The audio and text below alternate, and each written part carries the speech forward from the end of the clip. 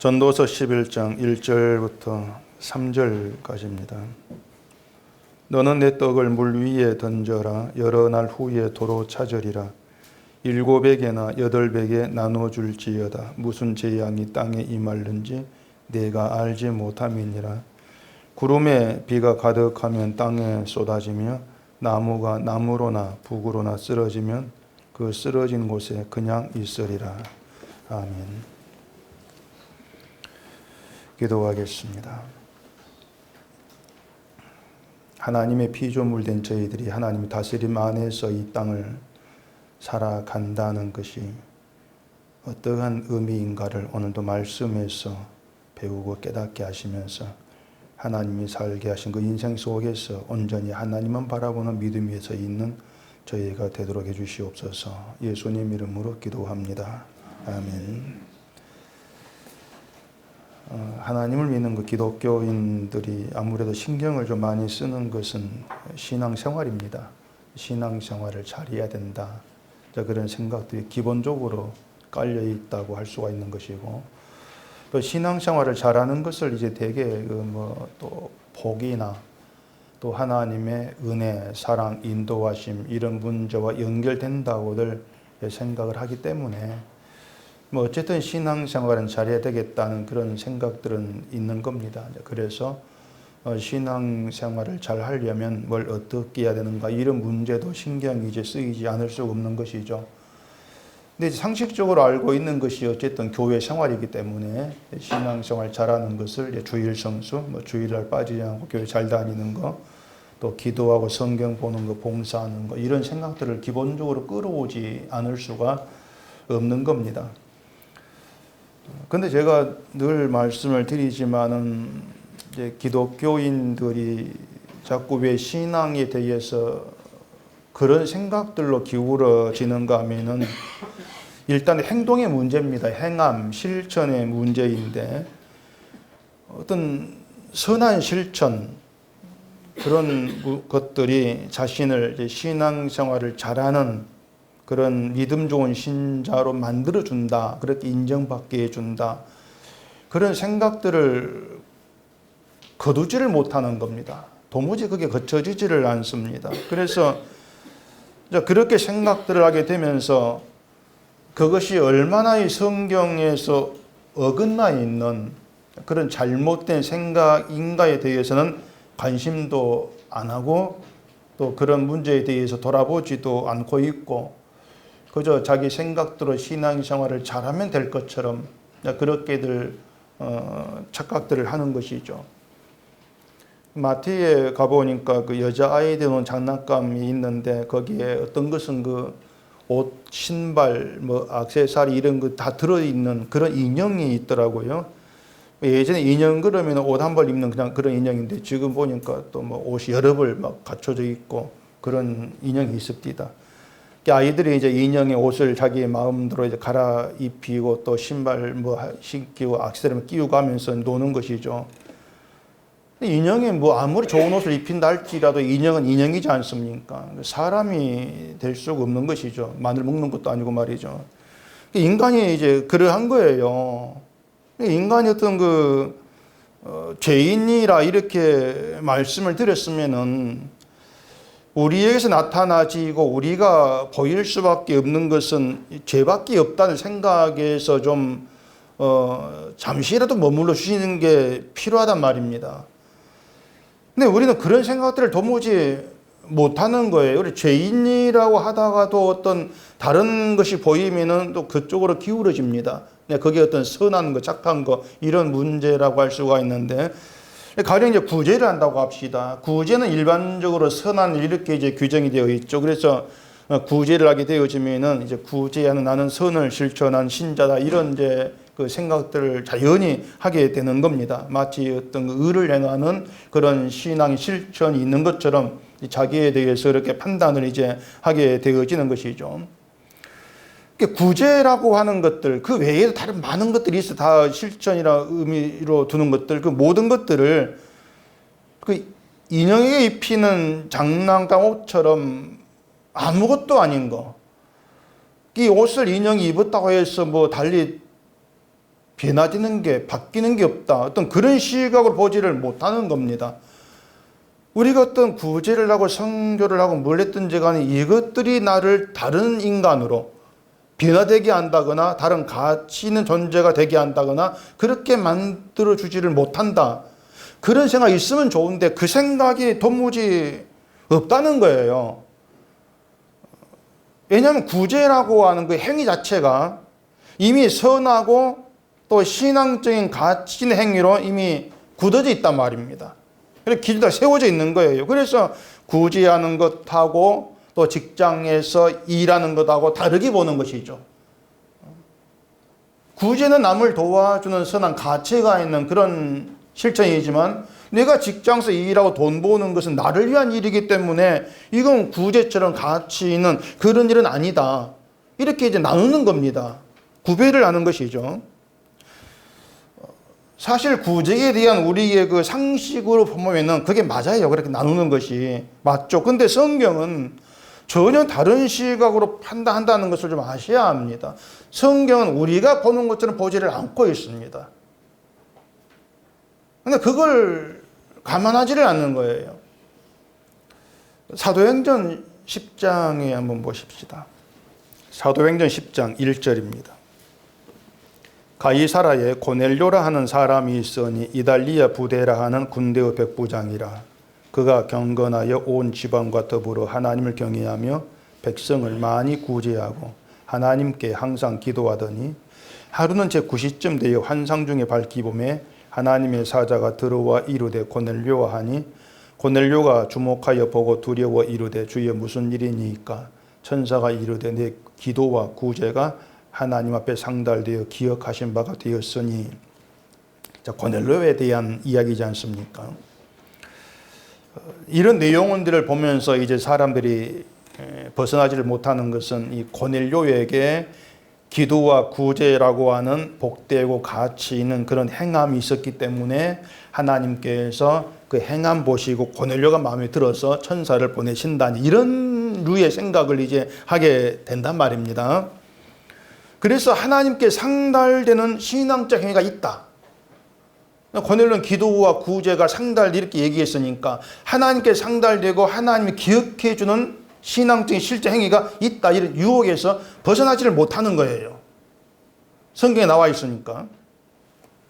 기독교인들의 그 신앙적 실천이라고 하는 걸 하면서 복을 기대하는 것도 이제 이런 이유 때문에 그런 것입니다. 하나님께 상달되고 기억된다. 이거 복으로 돌아온다. 이렇게 계산을 이제 굴리는 것이죠. 그래서 복을 받을 가능성이 있는 실천에는 열심입니다. 열심인데 상대적으로 좀 가치가 약하다고 생각되는 그런 실천은 소극적이라는 것이죠. 그런 쪽에서는. 그런 것이 뭐냐면 하나님도 몰라, 성경도 몰라, 다 몰라. 이거예요.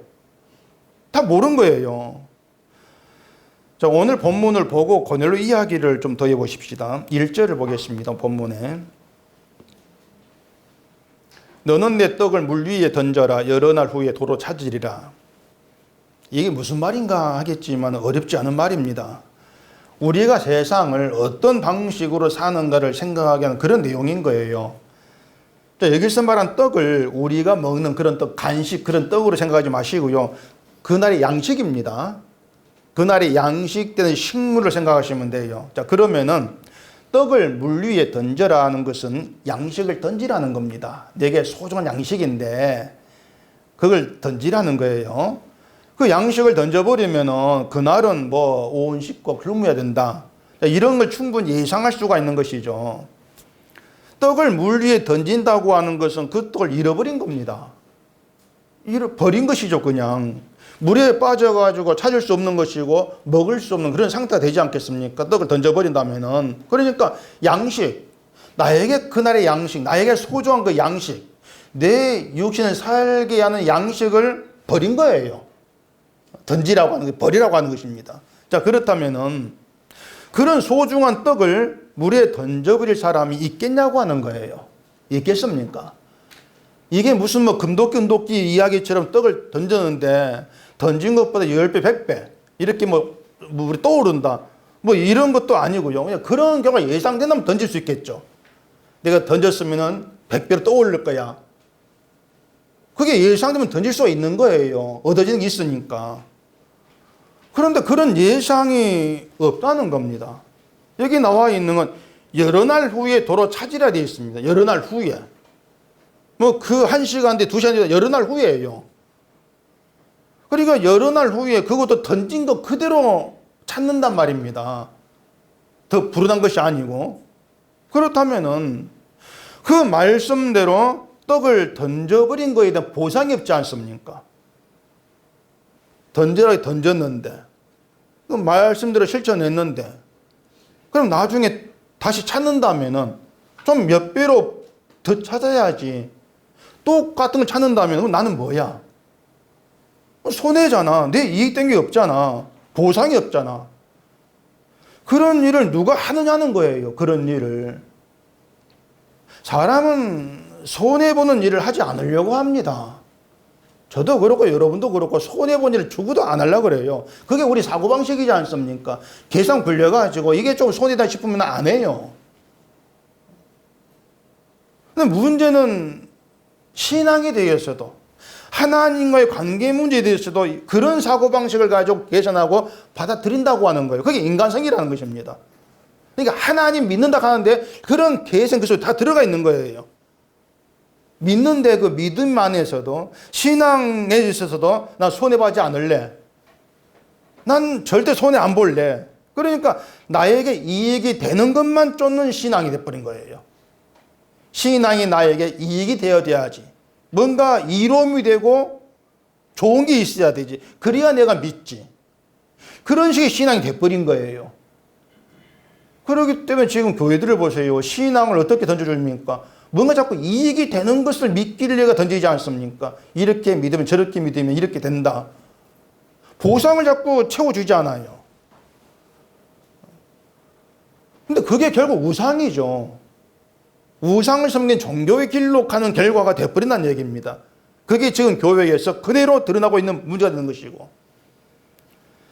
자, 다시 고넬료 이야기로 가보십시다. 제가 지금 말씀드린 인간의 그 사고방식으로 고넬료 이야기를 보게 되어지면은 우리의 관심은 구제와 기도라고 하는 그런 고넬료의 실천으로 갈 수밖에 없습니다. 고넬료라는 인물은 우리 관심 받기예요. 고넬료가 이렇게 했더니 하나님이 상달되어서 기억하신 바가 되었어. 이렇게 되었어. 그게 관심이지. 야, 고넬료가 이런 사람이야? 고넬료 친해봐야 되겠네. 이러면 안 되는 거예요. 그래서 이런 그 성경을 보면서 고넬료의 기도와 구제가 하나님께 상달되어 기억하신 바가 되었다는 그 사실만 자꾸 이제 기억에 남게 돼버리는 거죠. 그래서 기도하고 구제하면은 하나님이 기억하시고 복을 주신다. 이런 말이 나와지게 된단 말입니다. 그런데 하나님이 고넬료의 기도와 구제를 기억하셨다고 하는데, 자, 하나님이 기억하셨다는 것 때문에 고넬료가 얻은 이득이 뭡니까? 고넬료가 어떤 이득을 얻었습니까? 하나님이 상달되었고 하나님이 기억하신 바가 되었어요. 그럼 어떤 이득이 있어야 되죠. 무슨 보상을 따로 받은 게 있냐고 하는 것입니다. 고넬료는 이 사도행 10장에서 한 번 등장하고 사라지는 인물입니다. 그 이름이 또 안 나와요. 고넬료의 기도와 구제가 하나님께 상달되었다고 할 정도라면, 천사까지 보내가지고 고넬료를 만나게 할 그 정도라면 인물이 좀 이름이 뒤에도 나와야 되죠. 이방인이 그 정도인데 얼마나 써먹기 좋습니까? 근데 10장에 한 번 달랑 나오고 만다는 거예요. 그 10장을 보시면은요, 고넬료의 기도와 구제가 하나님께 상달되고 하나님이 기억하신 바가 되었다고 해도 고넬료가 있었던 일은 고넬료가 베드로를 만난 일이 전부입니다. 하나님이 고넬료에게 베드로를 만나게 해준 거예요. 그게 전부예요. 근데 베드로가 무슨 뭐 금덩이를 끌고 왔습니까? 뭘 끌고 왔습니까? 아무것도 안 갖고 왔잖아요. 갖고 온 게 뭐예요? 뭘 갖고 왔습니까? 예, 말씀밖에 없잖아요. 그거 말고 달리 가지고 온 게 없어요. 그러니까 이 현대 기독교인들이 기억하고 생각하고 있는 바라고 어떤 보상 차원의 그런 문제. 하나님이 나를 기억해 준다면 이러이러 주시겠지. 그래 바라는 것들. 그게 이 고넬료 이야기는 전혀 빠져 있고 없단 말입니다. 근데 그런 것들을 생각지를 않는 거예요. 그냥 하나님께서 기억해서 하나님께 상달되었어. 거기서 멈춰버리면서 나머지는 이제 자기의 가지쳐가지고 생각하는 거예요. 마음대로 만들어내는 것이죠. 하나님 나를 기억하니까 내가 어려움 도와줄 것이고 막 만들어내는 거 이야기를. 근데 성경에는 도무지 그런 내용들이 없는 겁니다. 그래 성경대로 합시다 이런 얘기가 뭐냐면은 이 성경에서 말하고 있는 그 내용 안에서 제발 하나님 생각하자 그거예요. 우리 욕심을 가지고 가지치기 위해서 끌어들이지 말고. 근데 그렇게 안 하려고 하는 거죠. 고넬료에게 다른 생각은 없습니다. 하나님이 보내신 베드로에게서 고넬료는 말씀을 듣고자 하는 이게 전부였어요. 그거 딴 거 없었습니다. 그냥 말씀을 듣고자 하는 그래 값이 다 모였지 않습니까? 그거밖에 없는 거예요. 그게 고넬료를 기억하신 하나님께서 베푸신 일이에요. 말씀 자체가. 근데 사람들은 말씀드린 것처럼 하나님이 기억했다는 거, 상달되었다는 거, 자꾸 이것에만 초점을 둬버리는 것이죠.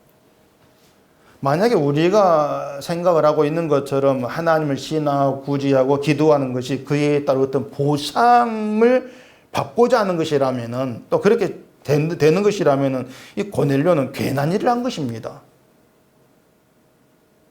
기도와 구제는 보람이 없게 되는 거예요. 그 백성을 많이 구제했다 이렇게 되어 있거든. 고넬료가 많이 구제했다면 그만큼 많은 돈을 썼다는 얘기죠.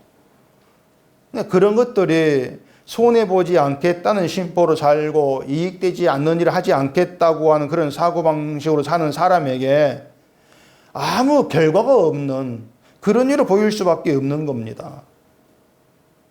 그럼 고넬료는 뭐 바보같이 산 사람이겠습니까? 고넬료는 하나님을 경외한 사람 이렇게 되어 있습니다. 하나님을 경외하고 하나님을 경외했다면 하나님과의 관계에 있다는 겁니다. 하나님이 함께 하시는 것을 무엇보다도 가장 복된 것을 여겼다고 할 수가 있는 것이죠. 그 경외예요. 다른 보상을 필요가 없는 것이죠. 하나님 보상이니까. 그처럼 고넬료에게는 하나님 복이고 하나님이 상급이고 하나님 보상인 것이지 따로 뭔가를 받기를 기대하는 것이 없는 것이죠. 그렇다고 기도하고 구제를 하는 것도 뭐 다른 보상 기대하고 하는 것도 아니었다는 얘기입니다. 그렇다면은 우리가 신앙생활이란 걸 하면서 이런 나의 실천이 뭔가 가치 있고 선한 것이기 때문에 그에 따른 어떤 보상, 그에 따른 뭔가 주어진 따로 있을 것이라 기대가 있다면은 그것은 고넬료의 신앙과 다르다는 것입니다. 고넬료 신앙이 아니란 얘기죠. 고넬료 신앙과 다르다면은 하나님께 상달되는 것도 없고 기억되는 것도 없다. 이렇게 얘기가 돼야 되겠죠. 다시 말해서 우리가 뭐 어떤 열심을 다 끄집어내 가지고 온갖 신앙의 행실과 실천을 만들어낸다 할지라도 거기에서 어떤 결과를 내가 어떤 기대한 결과를 예상을 하고 있다면 그것은 하나님께 기억되지 아니하는 그냥 인간 행위로 남을 뿐이라고 하는 겁니다. 우리가 그 점을 염두에 두고 뭘 해도 할 수 있어야 돼요. 신자가 자기 행위에 대해서 뭔가 기대를 한다. 그게 뭐냐면 내 행위를 내가 기억하나 그 뜻이에요. 내 행위를 내가 의식한다. 내 행위를 내가 기억하고 있다면은 하나님은 나 기억 안 해. 그런 의미가 된단 말입니다. 네가 기억하지? 나 기억 안 해. 바꾸고 말하면은 하나님이 고넬료의 기도와 구제를 기억하셨다고 하는 것은 고넬료가 자기 한 일에 대해서 전혀 기억하지 아니했다, 의식하지 아니했다는 겁니다. 그게 하나님 기억된 바가 됐다는 것이에요. 마태복음 6장 보십시다. 마태복음 6장 2절입니다. 그러므로 구제할 때 외식하는 자가 사람에게서 영광을 받으려고 회당과 거리에서 하는 것 같이 너희 앞에 나팔을 불지 말라. 진실로 너희에게 이르노니 그들은 자기 상을 이미 받았느니라. 너는 구제할 때에 오른손이 하는 것을 왼손이 모르게 하여 내 구제함을 은밀하게 하라. 은밀한 중에 보시기는 너희 아버지께서 갚으시리라. 자, 구제할 때 영광을 받으려고 회당과 거리에서 한다는 것은 이제 자기 영광이라고 하는 구제의 목적이 따로 있다는 얘기입니다. 내가 구제해가지고 인정받고 해야지. 자기 영광이라는 목적을 가지고 한다는 얘기죠. 그러니까 자기의 구제를 의식하는 거예요. 기억하는 거죠. 이렇게 돼야 되지. 구제로 인해서 얻고자 하는 게 있다는 것입니다. 이들에 대해 하나님은 자기 상을 이미 받았다 그래요. 이 말은 하나님이 기억하시지 않는다. 그 뜻이 되는 것입니다. 구제할 때에 오른손이 하는 걸 왼손이 모르게 하라는 것도 자기의 구제를 의식하지 말라는 거예요. 기억하지 말라는 것이 전혀 기억이 안 나는 그런 게 어디 있습니까? 했는데 그런 의미가 아니고 의식하지 말라는 겁니다. 그게 은밀하게 하라 그 뜻이에요. 은밀하게 하라. 의식하지 말라는 것은 내가 이걸 했으니까 그에 대한 어떤 대가, 보상 이렇게 돌아올 거다 그 생각이 없어야 하는 것입니다. 근데 은밀하게 하라는 것을 잘못 오해한 사람들이 구제를 해도 세상에 알려지지 않게 하라 그 뜻으로 자꾸 생각해 버리는 거예요. 세상에 모르게 해라. 남이 모르게 하는 걸 신앙으로 참된 구제, 선앙으로 이렇게 생각을 하는 거죠. 남이 모르게 하면은 하나님 기뻐하고 상을 준다. 그런 의도가 있다는 얘기입니다. 그럼 남이 모르면 뭐하면 내가 알고 있는데 남이 모르려면 내가 의식하지 않습니까? 그 은밀하게 한 것이 아니에요. 그래서 은밀하게 하라는 것은 내가 하는 선행 구제를 의식하지 말라는 것이고 내가 의식하지 아니했을 때 그걸 하나님이 기억하신다, 기억하시고 갚으신다 이런 의미가 되어진다는 얘기입니다. 이것은 우리가 지금 내가 한 일을 의식하지 않겠다고 마음먹었다 해서 되는 것이 아니고 전적으로 우리 마음에 새겨진 말씀 활동함으로 가능한 일 이렇게 우리가 보셔야 돼요. 자, 우리에게는 본성이라고 하는 것이 있고 자연히 본성을 따라 살 수밖에 없습니다. 인간이라고 하는 것은. 근데 그 본성 죄예요. 따라서 죄를 따라 살 수밖에 없는 것이 인간에 대한 사실적인 답이란 얘기입니다. 죄를 따라 살 수밖에 없다. 하와가 선악과를 먹었을 때처럼 매 순간순간 늘 나에게 유리하고 나에게 이익이 되는 일을 쫓게 되어 있는 것이 인간이라는 겁니다. 그게 저와 여러분이라는 것이에요. 말씀을 생각하면서 손해가 된다 해도 말씀을 따라가는 게 우리에 없어요. 우린 그런 존재가 못 된단 말입니다. 그래서 내 떡을 물 위에 던져라. 여러 날 우리 도로 찾으라는 것은 설령 하나님 말씀이라 할지라도 이렇게 하면 내가 손해. 이런 의식이 활동을 하면서 결국 내 걸 지키려고 할 수밖에 없는 게 너희야 그 뜻입니다. 그게 인간 사고방식이라는 거예요. 그래서 우리가 아무리 신앙 떠들고 선행을 떠들고 뭘 떠든다 할지라도 선행도 내게 이익이 되니까 선행이 나오는 것이지 내게 손해가 되면 하지 않을 자다. 그게 바로 인간성이라고 하는 것을 얘기를 해주고 있다고 하는 거예요. 그러니까 선행을 끄집어내가지고 어떤 결과를 예상하지 말라는 겁니다. 내가 이런 선을 행했으니까 하나님께 복 주겠지. 그런 결과를 차단시키라고 하는 거예요. 지금 그 얘기를 하고 있다는 얘기입니다. 우리가 다 같은 마음이잖아요. 제가 몰라서 묻겠는데 혹시 이 중에서 난 어떤 손해가 돼도 나는 말씀도 하겠습니다. 이렇게 하실 분 계십니까 혹시? 제가 잘못 물어봤죠. 괜히 물어봤죠. 그런데. 인간성은 똑같아요. 누구도 나에게 손해던 일을 하지를 않습니다. 이게 하나님 말씀이 해도 그 말씀이 나에게 불리하고 손해가 되고 힘이 들면은 안 합니다. 자꾸 멀어지려고 할 뿐이지 아, 이게 말씀이구나. 모든 걸 잃어버려도 가겠다. 이런 사고방식이 안 나오는 거예요. 그렇게 행하면 예수님밖에 없어요.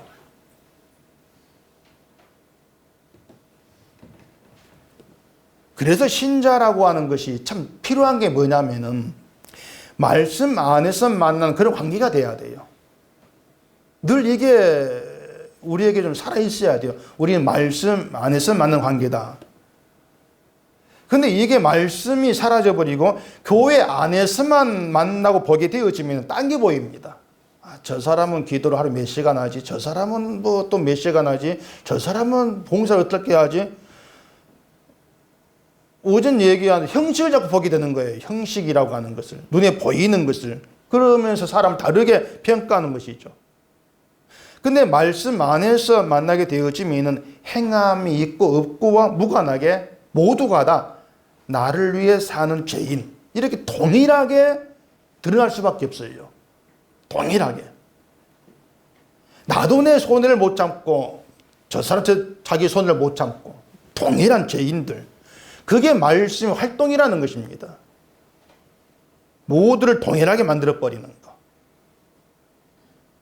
그래, 여러분들이 기억할 게 이제 그거란 얘기예요. 우리가 서로 신앙으로 사는 게 각기 다르죠. 다르겠지만은 말씀 안에서 우리가 만나서 악수하고 인사하고 그렇게 하게 되어지면은 모두가 다 동일한 똑같은 죄인된 자로 드러나게 되어지면서 동일한 인간으로, 동일한 관계에 주님과 함께하고 있다는 사실로 굳어지게 되어진다는 얘기입니다.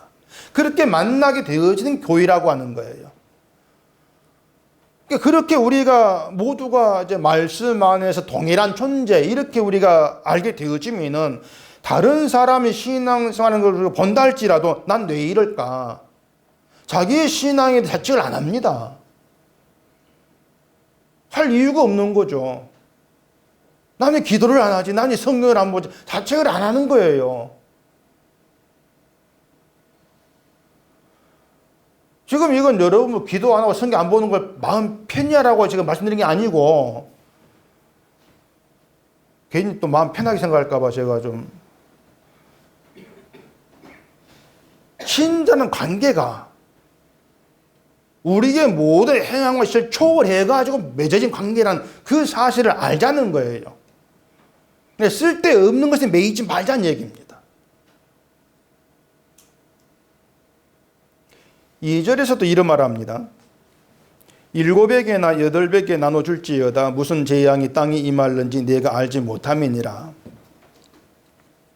이것도 보면 애매모호한 그런 말인데, 자, 7이나 8개 나눠준다는 구제를 많이 했다는 것이죠. 7명이 8명쯤 구제를 많이 했다. 근데 꼭 뭐 7, 8이 아니고 어쨌든 구제를 많이 했다. 이런 의미 된단 말입니다. 자, 구제를 많이 했는데 왜 뒤에 재앙에 대한 말이 나옵니까? 구제를 많이 했으면 뒤에 나올 것도 복 받는 그런 얘기가 나오는 게 좋은데 재앙이란 단어가 나온다는 얘기예요. 자, 이것도 우리의 생각대로 우리의 예상한 결과를 따라가 보십시오. 한번. 자, 구제를 많이 했을 때 우리가 예상하는 것, 하나님께 기대하는 게 뭐겠습니까? 복이에요. 두말할 게 없습니다. 내가 착하게 이렇게 했는데 하나님 복을 안 주고 배기겠나? 복을 생각할 수밖에 없는 것이죠. 근데 난데없이 무슨 재앙이 임할지 내가 모른다, 이 말을 하고 있는 것입니다. 재앙이 임한다는 것이죠. 무슨 재앙인지 모르겠는데. 구제를 많이 했는데 재앙을 임한다는 말, 이걸 어떻게 이해를 해야 하겠냐는 것이죠. 어떤 분이 이걸 또 이렇게 아주 기가 막히게 해석을 합니다. 제가 참 감탄을 했는데, 자, 사람이 살면서 어떤 재앙을 만날지를 모른다. 그때를 대비해서 구제를 많이 해놔야 된다. 이런 해석입니다. 무슨 말이냐면은 재앙이 없고 평안할 때에 구제를 많이 해놓으면은 장차 재앙이 임했을 때에 나에게 도움받은 사람들이 나를 도와줄 게 아니냐. 이제 그런 해석이 되는 거예요. 결국 뭡니까? 나중일을 모르니까 보험용으로 구제를 미리 많이 해놓자. 그 뜻이 되죠. 근데 뭐 도움 받아서 나중에 도움 준다는 보장이 누가 있겠습니까? 그 말이 좀 믿지 말았는데. 결국 구제를 또 보험용으로 이렇게 아무리 그래도 그렇지 성경 그렇게 해석을 합니까? 감탄했다니까요. 야, 이런 해석이 나오지. 자, 7에게나 8에게 나눠줄지니라 그 다음에 어떤 말이 있으면 좋겠어요? 솔직하게. 어떤 말이 나오면 좋겠습니까? 솔직하게, 정직하게, 까놓고 얘기해서 하나님이 갚아준다. 가장 좋은 말이지 않습니까? 부담 없고 구제를 해봐야 되겠네. 이런 어떤 마음을 일으키는 그런 말이잖아요. 하나님 갚아준다. 뭐 실제 성경에 그런 말이 있어요. 잠언서 11장에 보십시다. 11장 읽을게요. 구제를 좋아하는 자는 풍족하여질 것이요 남을 윤택하게 하는 자는 자기도 윤택하여지리라. 잠언서 또 뒤에 잠언 19절 17절에 보면은 가난한 자를 불쌍히 여기는 것은 여호와께 꾸어 드리는 것이니 그의 선행을 그에 갚아주시리라. 이런 구절 보게 되면 눈에 확 들어오는 것은요, 풍족해질 것이요 갚아주시리라. 이 말이 눈에 확 들어옵니다. 풍족, 갚아준다.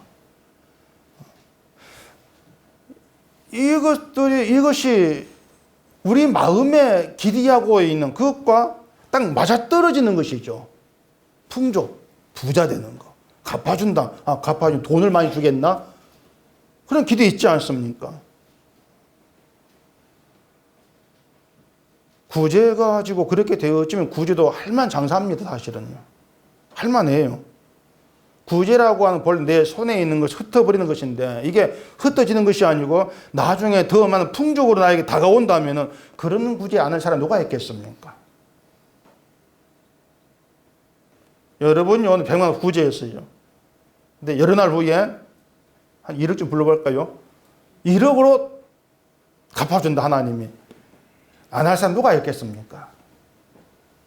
100만 원 빚을 내서 하겠죠. 구제한다고 칭찬받아 좋아. 풍족해도 좋아. 그냥 도랑초 가지 잡고. 또 뭐 있습니까? 꼭 먹고 알 먹고.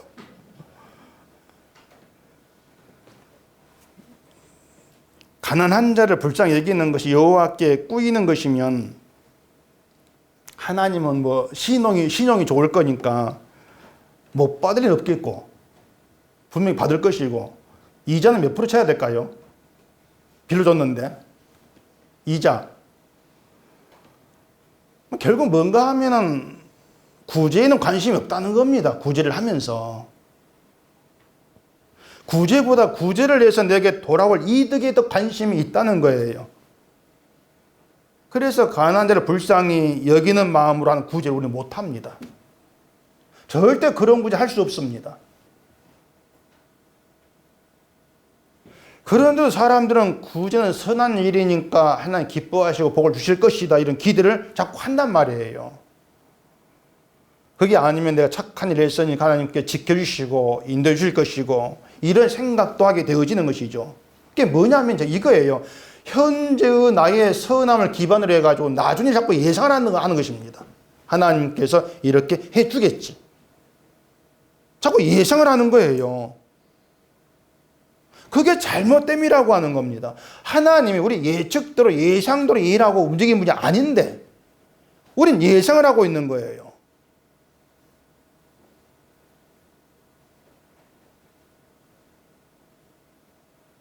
근데 분명히 무슨 재앙이 땅에 임할는지 내가 알지 못한다. 이런 말이 왜 있냐고 하는 거죠. 우리가 그 내용을 모르고 열심히 구제했다고 합시다. 근데 재앙이 임했습니다. 구제했는데 재앙이 왔다. 하는 재앙이 웬 말입니까? 착하게 살았는데 하소연이 나올 수밖에 없어요. 하나님 갚아준다. 이런 내용 보고 뭔가 기대를 하고 구제를 했다면 속았다. 이런 심정이 될 수밖에 없다고 하는 것이죠. 자, 그러니까 자, 이것이 뭘 얘기를 해주는가 하면은 말씀드린 것처럼 인간성이라고 하는, 인간 종교성이라고 하는 것이 늘 지금의 나의 행함, 실천, 선함 이런 것들을 기반으로 해서 결과까지, 나중 일까지 미리 예상해버리는 거, 하나님을 내 예상 틀 속에 집어넣어 생각해버리는 거, 이게 잘못됨이라는 것입니다. 이것이 죄인이라고 하면서 죄인을 부인하는 것이고 하나님이 일하십니다, 이렇게 말을 하면서 하나님이 일하심을 부인하고 있는 거, 그걸 스스로 드러내는 결과밖에 안 되는 거예요. 우리가 죄인이라고 하면은 우리 가지고 하나님께 나갈 건 없습니다. 그게 죄인의 의미입니다. 내가 하나님께 이건 선한 겁니다, 내어놓을 게 아무것도 없다는 겁니다. 하나님이 야 그래 착하네 선하네 받아주실 만한 것이 우리에게서 나올 수가 없다, 이게 죄인의 의미가 되는 거예요. 이걸 모르면은 죄인이란 말 입에 달고 살아도 죄인됨을 모르는 겁니다. 그냥 듣고 배웠어, 입에 붙어있는 말일 뿐이지 실제 내 마음에 성령이 새긴 말씀에 의해서 내가 죄인으로 드러나는 그런 경험이 없는 거예요. 그러다 보니까 결국 자기 행위에 대한 가치를 포기를 못하는 것이죠. 죄를 모르니까. 내가 8사람 구제했는데 하나님도 알아주시겠지, 그렇게 내 행위에 맞춰가지고 나중 일도 맞추는 거, 이런 것들이 믿음이 없다는 증거가 된단 말입니다. 유형 말이 나왔으니까 구워드린다 이 말에 대해 잠깐 말씀을 드리겠습니다. 아마 기독교인이라면 거의 전부 다가, 제가 잘 모르죠, 99.99%가 하나님께 빌려주는 것으로 그렇게들 일을 할 겁니다. 문자가 그래요. 문맥이 구워드린다고 하는 것을 내 걸 하나님께 빌려준다. 문장은 이제 그런 의미가 되는 것이죠. 자, 그럼 생각해 봅시다. 우리에게 내 것이라고 할 수 있는 게 있습니까, 여러분? 뭐 없잖아요. 우리가 비록 내 수중에 있는 것을 내 것 생각하고 소유권 주장하고 살고 있지만은 어쨌든 우리가 알고 있는 내용대로 하면은 내 것이 할 수는 없습니다. 모든 주인이 하나님이지 않습니까? 내 건 없는 거예요. 또 하나님이 누군가를 구제하시는데 나에게 빌려가지고 구제하신다, 그게 뭐 좀 타당한 말이라 생각이 되십니까? 하나님께서 우리에게는 빌려서 구제할 이유가 뭐가 있어요? 그러면 하나님 채무자, 우리 채권자 되는 거예요? 우리가 하나의 빚쟁입니까? 도무지 논리에 맞지가 않습니다, 그런 것은. 근데 사람들은 하나님 갚아준다는 생각하고 이런 모순된 내용에 대해서는 도무지 생각지 않고 지나가 버리는 거예요. 제가 누군가에게 돈을 꾸었다고 합시다. 장집사님에게 1억을 꾸었습니다. 1억 있습니까, 집에? 1억을 제가 빌려서 꾸었습니다. 그러면은 관계가 달라져요, 예정하고. 1억을 꾸었다고 하는 것은 그 돈을 빌렸다는 것 때문에 때릴 수 없는 관계가 돼버립니다. 나는 장기 도망치질 못해요. 장기사는 저를 또 놓지를 않겠죠. 끝까지 따라 받아내겠죠. 관계예요, 관계. 꾸어준다는 건 관계예요. 하나님께 꾸어드린다, 관계적인 면에서 생각을 해야 한단 말입니다. 설명이 길어지는데, 가난한 자를 불쌍히 여긴다고 하는 것은 가난한 자는 외부의 도움 없이는 살 수 없는 그 뜻입니다. 외부의 도움이 있어야 살 수 있다는 거죠. 이게 긍휼의 마음이에요, 그것이. 신자가 이런 긍휼의 마음이 있을 때에 모든 지체들을 불쌍히 여기게 되어지는 것입니다. 돈이 없어가지고 불쌍한 그 뜻이 아니고 우린 모두가 다 외부에서 도와주지 않으면 지옥 갈 자입니다, 이렇게 보게 되어진다는 것입니다. 그게 긍휼히 여기는 거예요. 나도 그렇게 보게 되어지는 것이죠. 돈이 있건 착한 짓을 했건 상관없이 주님의 도움이 아니면 살 수 없는 나, 그렇게 서로를 바라보게 될 때에, 그렇게 교회를 바라보게 될 때에 예수님 십자가에서 하나님의 공의를 여기심, 그걸 보고 감사함 있게 되어지는 얘기입니다. 그 마음이 진정한 구제가 되는 거예요. 이런 마음이 하나님이 자기 백성 안에 심어 놓으신 것이고, 따라서 그런 마음 있는 신자를 기뻐하시면서 영원히 떨어질 수 없는 관계로 함께 하신다는 것, 이걸 꾸어드린다, 이렇게 표현을 하고 있다는 얘기입니다. 하나님께서 끝나지를 아니하다는 거예요. 그리고 갚으시는 것은 영원한 하늘의 생명이죠. 이게 신자이기 때문에 신자는 결코 자기의 행함을 기반으로 해서 하나님이 뭘 해주실 것이다, 이런 기대를 안 합니다. 내려놓습니다. 그것은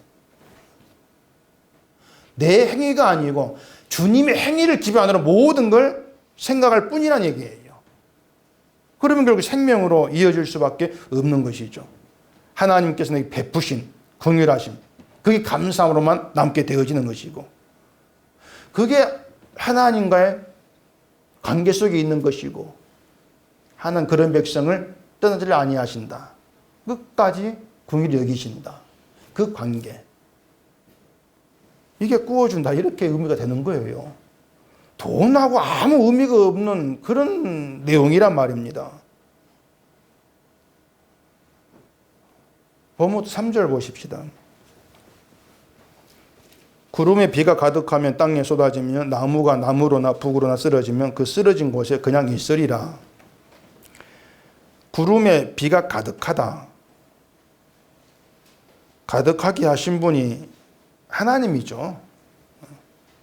나무가 쓰러진다, 쓰러지게 하신 분도 하나님이죠. 비가 가득하면 땅에 쏟아지고 나무가 쓰러지면 쓰러진 곳에 그냥 있다, 이 말은요, 하나님께서 하고자 하신 일, 하나님이 하신 일, 우리는 바꿀 수가 없다는 거예요. 구름에 비가 가득하면 땅에 쏟아지는 건 당연한 겁니다. 나무가 쓰러졌는데 그걸 우리 뜻대로 바꿀 수 없는 거. 결국 뭔가 하면 우리는 모든 것이 하나님께서 행하신 당연한 삶 속에 들어있다는 거예요. 당연한 삶 속에. 그 당연한 것을 당연한 것으로 받지 못한다면은 그것은 나에게서 가치가 있다 생각했던 걸 버리지를 못하기 때문이다. 그걸 붙들기 때문에 하나님 왜 이렇게 합니까? 당연한 걸 받지를 못하는 거예요. 비가 쏟아져 가지고 비가 맞든 우리 가다 넘어지든 모든 것들은 당연함 속에 들어 있습니다. 난 이런 일 겪으면 안 되는 얘기 없는 거예요. 근데 우리는 과거에 또 지금 이렇게 살아왔습니다. 내가 이렇게 열심히 복음을 전하고 이런 일을 했습니다. 근데 왜 이런 일이 있습니까? 우리가 늘 그런 마음들이 많이 나오죠. 그게 뭐냐면 당연한 게 당연한 것으로 다가오지를 아니한다. 자꾸 뭔가를 바꾸고 싶어 하는 거. 하나님 일도 내 뜻에 맞게 좀 바꾸고 싶어 하는 거. 바꿔줬으면 이런 기대가 있는 거. 이런 것들이 우리의 모두 잘못된 인간성에 드러내고 있는 그런 내용으로 이제 되어지고 있는 거예요.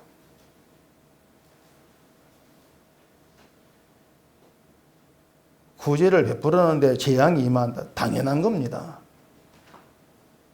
왜냐하면 하나님께는 모든 인간은 저주에 처할 그런 죄인된 존재로 나올 수밖에 없기 때문에 다 당연한 거예요.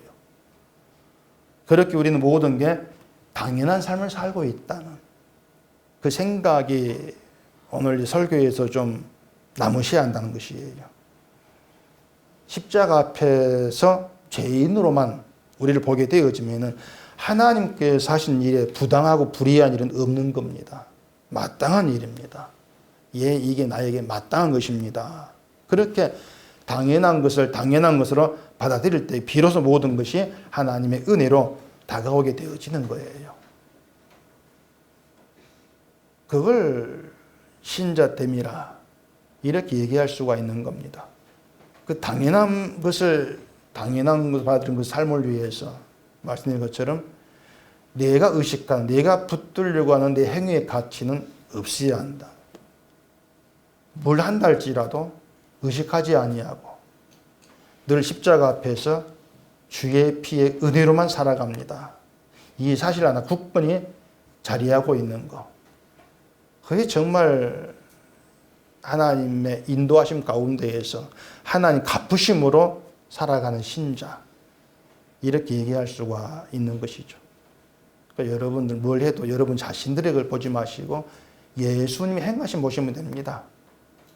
십자가 피 흘려 죽으신 주의 행하신 거예요. 행하신 우리의 생명, 우리 살렸으니까 주의 행하심에 감사하시고 그 은혜를 늘 배워가는 우리가 되기를 바랍니다.